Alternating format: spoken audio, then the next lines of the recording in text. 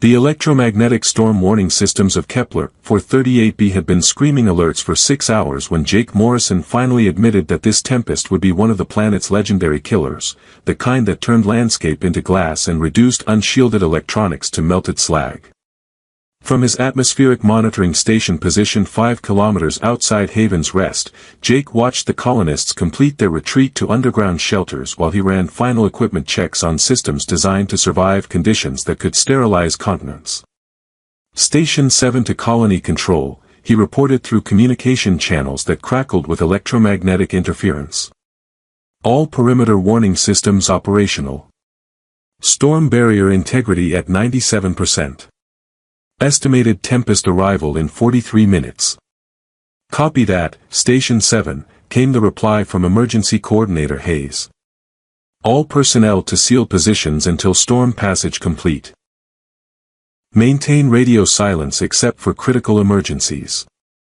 Jake sealed his station's blast shutters and activated the Faraday cage protocols that would protect his equipment from electrical discharge powerful enough to melt titanium. 3 years of working the storm zones had taught him to respect Kepler 438b's weather systems, which could generate electromagnetic pulses that made military-grade EMP weapons look like static electricity. He was reviewing final shutdown procedures when his deep-range sensors detected anomalous energy readings from the outer perimeter, bioelectric signatures that suggested living beings in areas that should have been evacuated hours ago. "That can't be right," Jake muttered, cross-referencing sensor data with evacuation protocols that required all personnel to reach shelter before storm arrival. The readings showed 5 distinct bioelectric patterns positioned near the ruins of an old mining outpost that hadn't been operational for over a decade. The smart decision was to assume sensor malfunction and proceed with normal storm protocols. Electromagnetic tempests created false readings that had sent rescue teams on dangerous missions to save equipment shadows and atmospheric anomalies. But Jake's engineering training made him notice that these particular signatures showed patterns consistent with distressed biological systems rather than instrumental error. Lightning began striking the horizon in scattered bursts that would soon become continuous electrical bombardment. Jake had perhaps 30 minutes before conditions became lethal for any unprotected being, human or otherwise.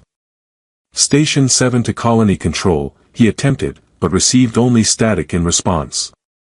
The storm's electromagnetic field was already disrupting long-range communications, leaving him to make decisions that could determine whether 5 beings lived or died in the next hour. Jake activated the emergency protocols that sealed his station against storm damage, then made the decision that would haunt him for months afterward. He suited up in his electromagnetic protection gear and ventured into the approaching tempest. The landscape outside his station was already transforming under the storm's advance pressure.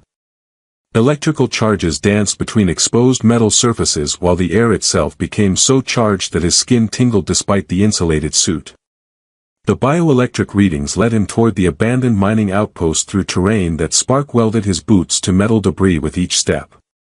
"This is insane," he said to himself, fighting through wind that carried enough electrical potential to stop his heart if his suit's insulation failed. Probably chasing sensor ghosts while risking electrocution for nothing. The mining outpost appeared through the electromagnetic haze like a structure from another world, its abandoned buildings crackling with energy discharge that painted everything in stark, flickering light. The bioelectric readings were strongest near what had once been the main transport landing pad, now a crater filled with debris from some recent impact. That's when Jake saw them, 5 figures huddled in the wreckage of what appeared to be a small spacecraft, their bodies glowing with the faint bioluminescence that marked them as non-human beings. Even through the storm's chaos, he could see they were in desperate condition, their natural luminescence flickering like dying stars as the electromagnetic tempest disrupted whatever biological systems kept them alive. "Celestari," Jake whispered, recognizing the species from colony xenobiology briefings. Peaceful traders and artisans whose homeworld lay far from established routes, rarely encountered in human space except as diplomats or cultural ambassadors. The 5 women, for they were clearly female by the standards of their species, were barely conscious, their pointed ears pressed flat against skulls that showed the elongated proportions typical of Celestari physiology. Their skin, normally a lustrous silver blue, had faded to ashen gray that indicated biological system failure. Jake's suit chronometer showed 18 minutes until the storm's full fury arrived. 18 minutes to get 5 dying aliens to shelter through electromagnetic chaos that was already strong enough to disrupt his equipment and threaten his life. "Okay," he said, checking his suit's power reserves and calculating the distance back to his station. "This is either the stupidest thing I've ever done, or the most important. Either way, we're all about to find out." He gathered the first woman into his arms. She weighed less than he'd expected, her species apparently built for grace rather than durability, and began the nightmare journey back through the storm. Lightning struck the ground around them with increasing frequency while wind threatened to tear his burden from his arms with each step. The trip took 4 minutes that felt like hours, with Jake's suit system screaming warnings about electromagnetic exposure while he fought to keep both himself and his passenger alive. By the time he reached his station, the Celestari woman's bioelectric pattern had stabilized slightly, though she remained unconscious. 4 more trips. 14 minutes remaining. 4 more beings whose lives depended on his willingness to risk electrocution for strangers he'd never met and might never see again. Jake sealed the first woman in his station's medical bay, grabbed spare emergency oxygen, and headed back into the tempest that was rapidly becoming strong enough to kill anything caught outside protected shelter. The second trip took 5 minutes as the storm's intensity increased. The third took 6 minutes as his suit's power reserves began failing under constant electromagnetic assault. The fourth trip required 8 minutes because lightning strikes were now constant, forcing him to shelter behind debris while electrical discharge turned the air around them into plasma. By the time Jake carried the fifth Celestari woman into his station, his suit was failing, his oxygen was nearly exhausted, and the electromagnetic storm had reached full intensity. Through his sealed blast shutters, he could hear the howl of winds that carried enough electrical energy to melt titanium. 5 alien women lay unconscious in his medical bay, their bioelectric systems slowly stabilizing now that they were protected from the electromagnetic chaos outside. Jake collapsed into his monitoring chair, exhausted from the most dangerous rescue operation of his life, and realized he had no idea what to do next. Outside, the storm raged with the fury of a planet that didn't tolerate the careless or unprepared. Inside, Jake Morrison had just become responsible for 5 beings whose presence would change everything about his carefully ordered life. Jake's maintenance station had been designed for single occupancy, its medical bay equipped to handle basic human injuries rather than exotic alien physiology that operated on principles he'd only read about in xenobiology manuals. Now he found himself running a makeshift hospital for 5 Celestari women whose bioelectric systems required care his human medical supplies couldn't provide. "Computer, access all available files on Celestari physiology," he instructed while monitoring vital signs that fluctuated in patterns his equipment couldn't interpret properly. Celestari biological systems integrate bioelectric regulation with nervous system function, the station's database reported. Disruption of bioelectric patterns can cause cascading organ failure. Standard human medical intervention is not recommended without specialized knowledge. "Great," Jake muttered, watching readouts that showed 5 aliens whose lives depended on his ability to improvise solutions for problems beyond his training. No pressure there. The first woman regained consciousness 12 hours after rescue, her luminescent skin flickering back to life as her bioelectric system stabilized. She opened eyes that held depths Jake had never seen in human faces, studying him with an intensity that made him feel exposed despite being the rescuer rather than the rescued.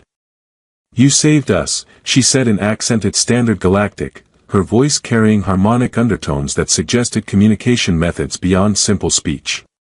"I am Lyra of the 7th Resonance. You are human, yet you risked death for strangers." "Jake Morrison," he replied, checking her vital signs while trying to seem professional rather than completely out of his depth. "Atmospheric Systems Engineer. I couldn't leave you in the storm. Could not. Or chose not to. There is difference between inability and decision." Jake considered the distinction while adjusting the improvised life support systems he'd cobbled together from atmospheric processing equipment. "I guess I chose not to." Leaving people to die when I could help seemed wrong. Lyra's expression shifted to something that might have been wonder mixed with relief. You are exactly what we hoped to find. What we needed to find. I'm just an engineer who happened to be in the right place at the right time. There is no just about it.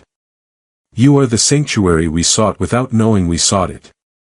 Over the next 2 days, the other 4 women recovered consciousness with varying degrees of success. Sarah and Nova regained full functionality quickly, their bioelectric systems apparently more resilient than their companions. Celeste required additional time for her nervous system to stabilize, while Arya remained critically weak despite Jake's improvised medical care. We are refugees, Lyra explained during one of their evening conversations, when Jake's shift schedule allowed time for discussion beyond medical monitoring. Our homeworld has been purified by those who believe empathic abilities represent contamination of proper Celestari development. Empathic abilities? We perceive emotional states, psychological patterns, spiritual resonance. Such gifts were once honored as essential for our artisan traditions and peaceful society. Now they are considered dangerous aberrations. Jake looked around his cramped station, where 5 alien women were recovering from persecution he couldn't fully comprehend. So you left your entire world behind because of psychic abilities? We fled because the alternative was execution. The new government considers empathically gifted individuals to be threats to social stability. And you ended up on Kepler 438b by accident? By necessity and desperation. Our transport suffered cascade failures during the storm. We crash-landed in conditions that should have killed us, except you appeared like answered prayer. Jake felt uncomfortable with the religious implications of Lyra's description. I'm not anyone's answered prayer. I'm just a guy who monitors weather systems and maintains atmospheric processors. You are a man who risks his life for strangers without expectation of reward. Do you understand how rare such individuals are in the galaxy? I understand that most people would have done the same thing in my situation.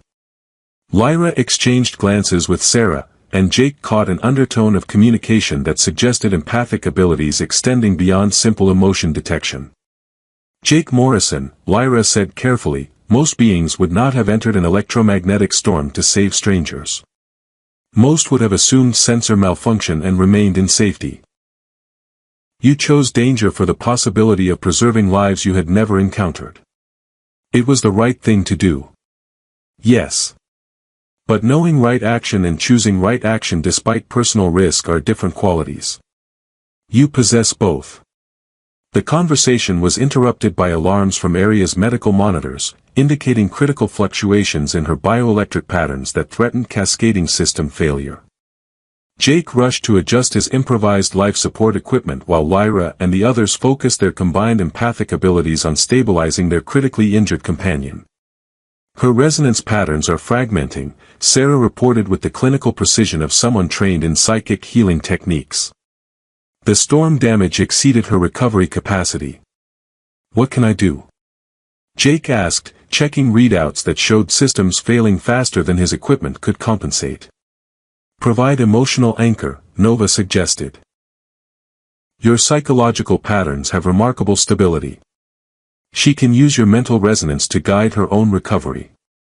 Jake had no idea what they meant, but he placed his hands on Arya's shoulders and tried to project whatever emotional stability they thought he possessed. To his amazement, her vital signs began improving as her bioelectric system synchronized with patterns that somehow originated from his own nervous system. How is that possible? He asked after Arya's condition stabilized.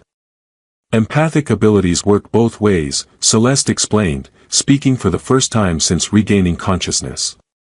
We perceive emotional patterns, but we can also be anchored by strong psychological foundations.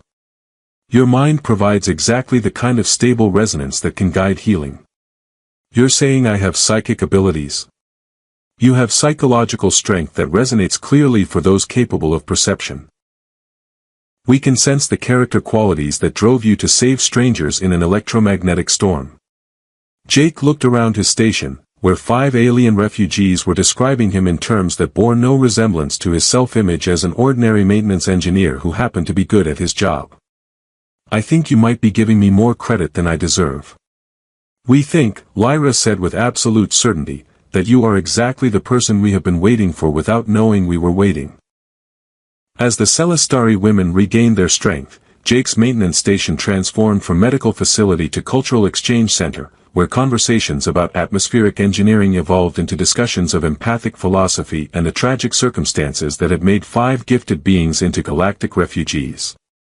"Our abilities manifested early," Sarah explained during one of their evening discussions, while Jake monitored station systems that now supported 6 beings instead of 1. "Celestari children typically develop empathic sensitivity during adolescence, but we demonstrated advanced capabilities before reaching adult development stages." "Which made you valuable?" Jake asked, trying to understand the cultural dynamics that had led to persecution. "Which made us powerful," Nova corrected. "Empathic abilities allow influence over emotional states, conflict resolution through psychological perception, and artistic creation that incorporates spiritual resonance. Such capabilities were once considered essential for Celestari civilization. But something changed. Political revolution, Lyra said with bitterness that her empathic training couldn't completely suppress. The purification movement gained power by claiming that psychic abilities created unfair advantages that corrupted traditional Celestari values. Jake looked around his cramped quarters, where 5 of the most gifted members of an entire species were hiding from their own government. So they decided to eliminate everyone with empathic abilities? They decided to eliminate empathic abilities by removing those who possessed them, Celeste said quietly. Genetic cleansing disguised as cultural preservation. How many others escaped? Unknown. The resistance movement coordinates evacuation for those capable of fleeing, but most empathically gifted individuals lack resources for off-world travel. The implications were staggering. Jake was harboring refugees from systematic genocide, though their presence in his station was supposed to be temporary while they recovered from storm exposure and planned their journey to safer worlds. "Where were you originally trying to go?" he asked. "Sanctuary," Arya said simply. "We had heard rumors of worlds where beings with psychic abilities could live without persecution. Our transport was programmed for automated navigation to coordinates provided by the Resistance Network. And instead you crash-landed on Kepler 438b during an electromagnetic storm. Where we found exactly what we had been seeking without realizing we sought it," Lyra said with conviction that made Jake uncomfortable. "I'm not a sanctuary. I'm one person with basic medical supplies and an atmospheric monitoring station. You are a person whose character resonates with protective instinct strong enough to risk death for strangers. That represents sanctuary in its purest form." Jake struggled with their idealization of his rescue efforts, viewing his actions as simple human decency rather than evidence of exceptional character. Anyone would have done the same thing. "We have empathic abilities that allow us to perceive psychological patterns with remarkable clarity," Nova said gently. "Most beings would not have risked electromagnetic storm exposure to save unknown aliens. Your decision represents character qualities that we recognize as profoundly significant." "What kind of character qualities?" "Compassion that extends beyond species boundaries. Courage that prioritizes others' welfare over personal safety. Integrity that compels right action regardless of cost." "You're making me sound like some kind of saint." "I'm just an engineer who couldn't ignore distress signals." Sarah and Lyra exchanged one of their empathic communications, then Sarah spoke with unusual directness. "Jake Morrison, your psychological patterns indicate someone who has been isolated by choice rather than circumstance. You work alone because you find most social relationships complicated and draining. That's probably accurate. Yet you risked everything to save 5 strangers whose survival creates complications that will affect the rest of your life.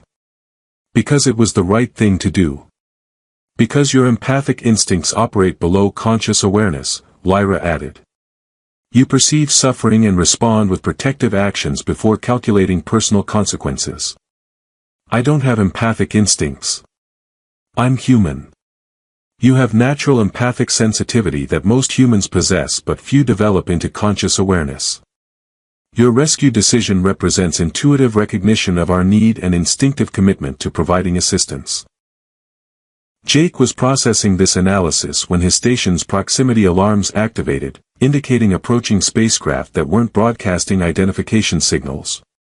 Through his observation ports, he could see 3 vessels dropping through Kepler 438b's atmosphere with the precision of military units conducting search operations.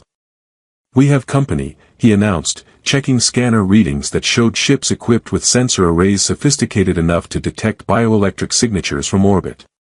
The 5 women exchanged looks of pure terror, their empathic abilities apparently confirming what their conscious minds feared. "Celestari enforcement vessels," Lyra said with resignation that carried the weight of certain death. "They've found us. How is that possible? You've been here for 4 days without detection." Empathic abilities generate psychic resonance patterns that can be tracked across interstellar distances, Nova explained. "We had hoped the electromagnetic storm would mask our signatures, but 5 gifted individuals create combined resonance that pierces most concealment methods." Jake watched the search ships establish orbital patterns that suggested systematic scanning of the planet's surface. "What happens if they find you?" "Immediate execution for crimes against cultural purity," Sarah said matter-of-factly. "And severe punishment for anyone who provided assistance to enemies of the state. Which means I'm in this now whether I want to be or not." "We can surrender ourselves," Arya offered weakly. "Your involvement was accidental rescue rather than deliberate harboring of fugitives." "Like hell you can surrender," Jake replied with vehemence that surprised him. "Nobody gets executed on my watch, especially not people whose only crime was being born with abilities their government decided were inconvenient." The 5 women stared at him with expressions that combined gratitude, amazement, and something approaching reverence.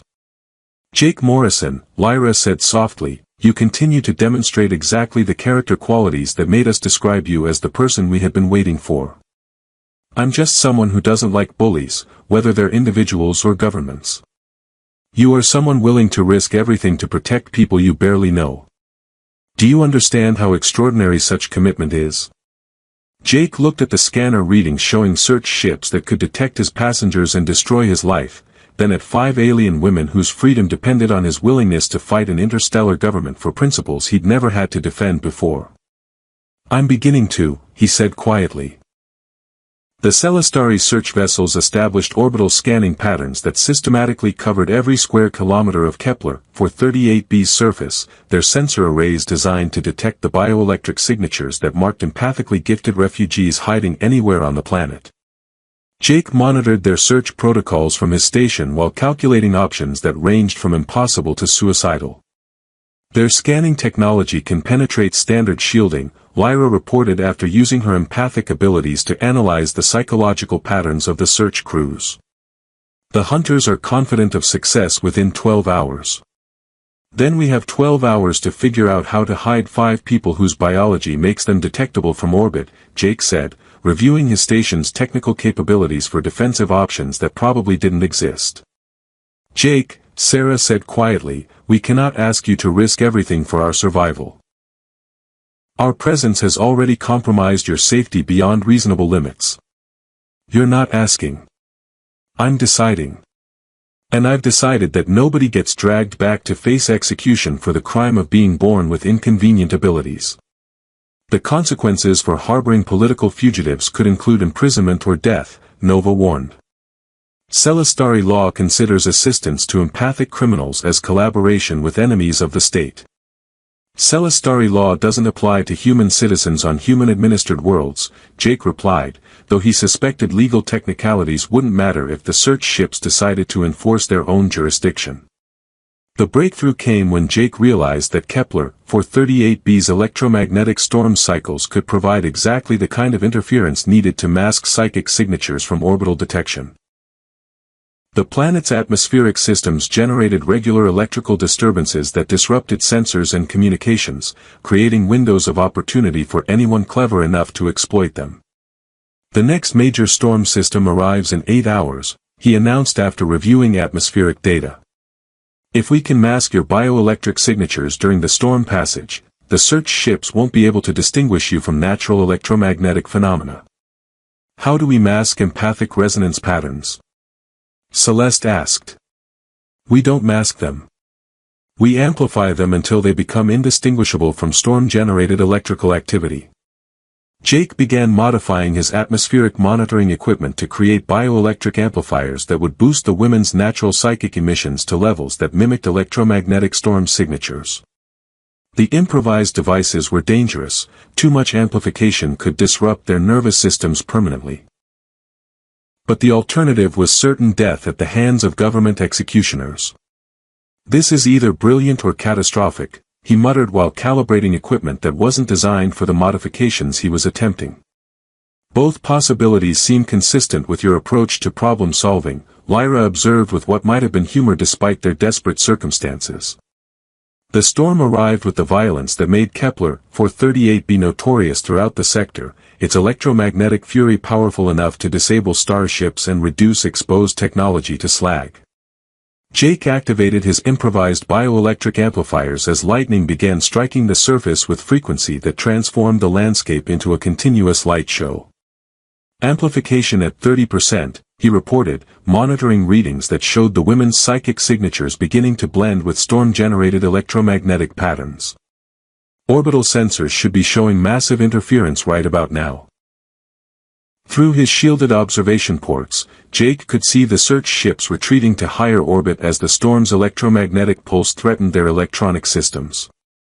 For 6 hours, Kepler 438b would be invisible to detailed scanning, providing exactly the window they needed for escape. Your transport, Jake said, reviewing damage assessments from their crashed vessel. How much repair time do you need to restore flight capability?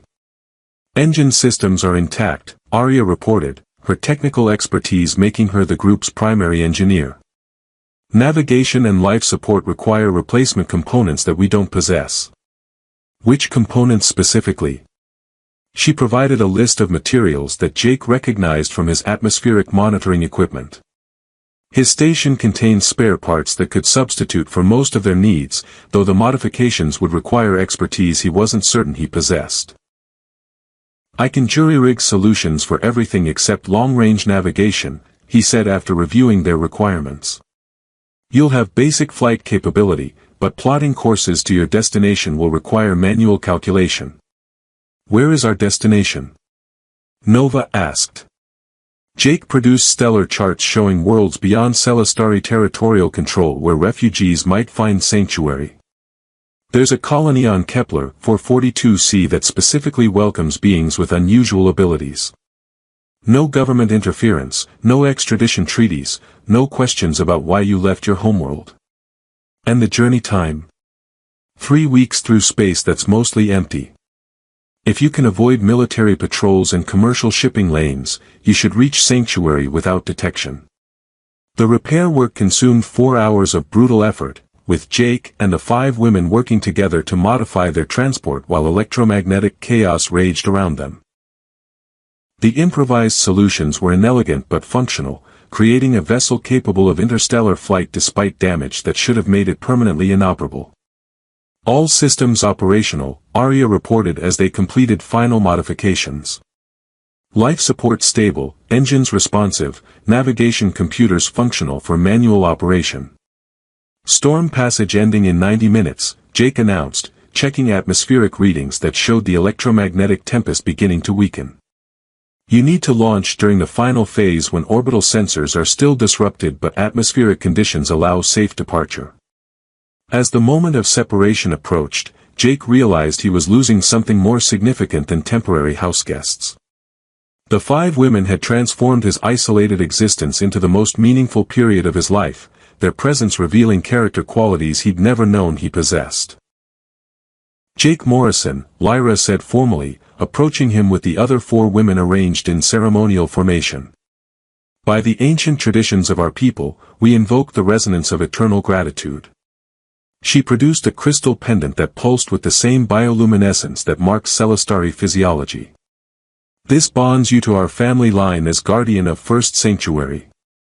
Wherever we go, whatever we accomplish, you will be remembered as the one who preserved our lives when preservation seemed impossible. I don't need remembrance. I just need you to stay safe. You need to understand what you have given us, Sarah said, stepping forward. Not just physical rescue, but proof that beings exist who will risk everything for strangers. That knowledge will sustain us through whatever challenges await. And you need to understand what you have given us, Nova added. Recognition of our own capability for courage we didn't know we possessed. They boarded their repaired transport while Jake sealed his station against residual storm effects. Through his observation ports, he watched their vessel lift off into atmospheric chaos that would mask their departure from orbital detection. Station 7 to departing transport, he called through communication channels crackling with electromagnetic interference. Safe travels to wherever you're going. And remember, you're exactly the people someone else has been waiting for. Jake Morrison, came Lyra's reply through static-filled transmission, you are the guardian who appears when hope seems lost. We carry your courage with us to worlds that need such examples. The transport disappeared into hyperspace while search ships continued scanning a planet where 5 refugees had learned that sanctuary sometimes came in the form of ordinary people capable of extraordinary decisions. Jake returned to his routine atmospheric monitoring duties, but his station felt different now. Not empty, but expectant.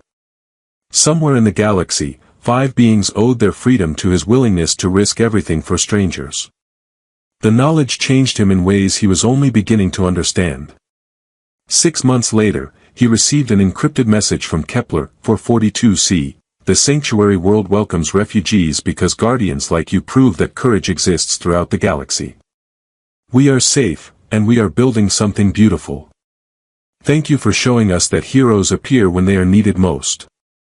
Jake smiled and returned to his work, monitoring storms that sometimes brought more than weather to isolated worlds where ordinary people discovered their capacity for extraordinary acts of compassion.